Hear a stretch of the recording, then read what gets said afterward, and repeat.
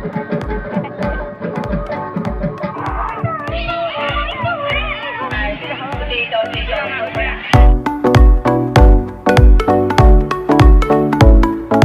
Two my YouTube channel আৰু guys আজি হৈছে কৰ্মশালা।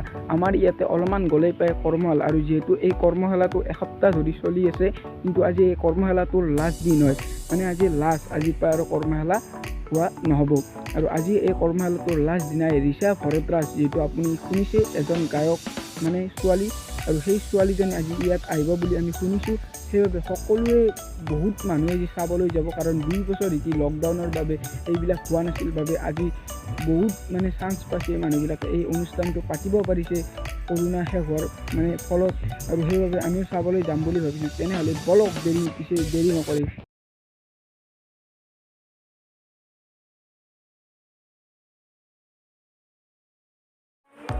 ছাইড এংগলটো ভাল হোৱা নাই, কাৰণ বহুত বেছি মানুহ আছে, মানে ছাইড এংগলটো বহুতেই বেছি কভাৰ কৰি ৰাখিছে, তাৰ বাবে ছাইড এংগল ভাল দিব পৰা নাই।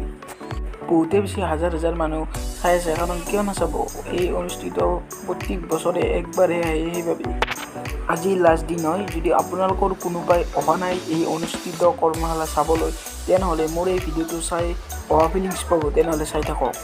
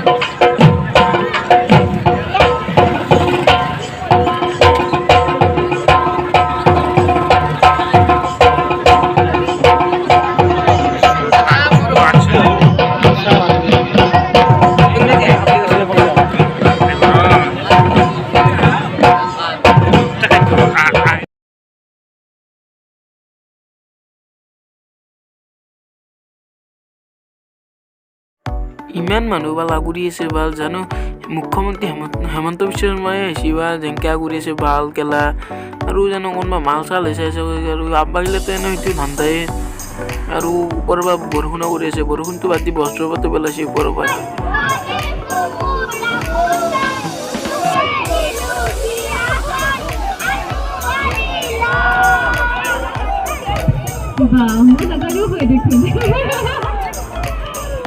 ধন্যবাদ, ইমান ধুনীয়াকৈ মনত ৰাখিছে আচলতে মোৰ গীতটি।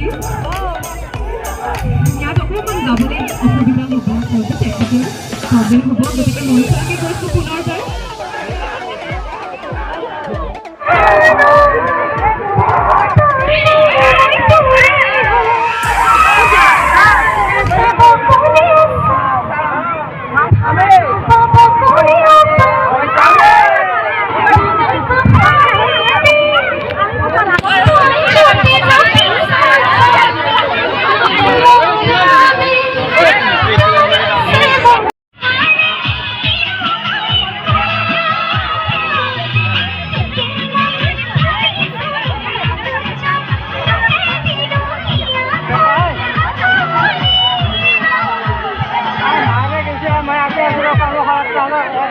Nah,